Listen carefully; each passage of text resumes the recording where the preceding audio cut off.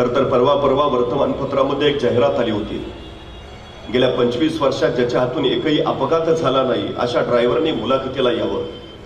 काही ड्रायव्हर मुलाखतीला आले, मुलाखती चालू झाल्या. पहिल्या ड्रायव्हरला विचारलं, काय हो गेल्या 25 वर्षात तुमच्या हातून एकही अपघात नाही? तो म्हटला, अजिबात नाही, विषय नाही, प्रश्नच नाही, फक्त गाडी एकदा ब्रेक फेल झाली म्हणून दरीत कोसळलो, पण बाकी कुठं टच नाही. त्याला म्हटले चला बाजूला. दुसऱ्याला विचारलं, गेल्या 25 वर्षात तुमच्या हातून एकही अपघात नाही? तो म्हटला, अजिबात नाही, विषय नाही, प्रश्नच नाही, फक्त एक जण पुढनं येऊन माझ्या अंगावर आदळला तेवढंच काय ते, पण बाकी कुठं धक्का नाही. त्यालाही म्हटले चला बाजूला. तिसऱ्याला विचारलं, गेल्या 25 वर्षात तुमच्या हातून एकही अपघात नाही?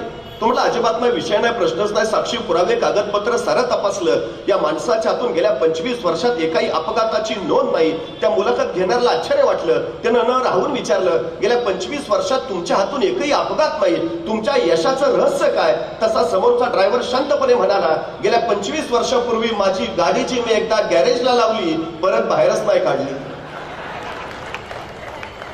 ज्यांच्या गाड्या गॅरेजला त्यांचा अपघात व्हायचा विषयच येत नाही, पण ज्यांच्या गाड्या गॅरेजला त्यांना आयुष्यात कधी ध्येयही गाठता येत नाही. ही सगळ्यात महत्वाची वस्तुस्थिती आहे.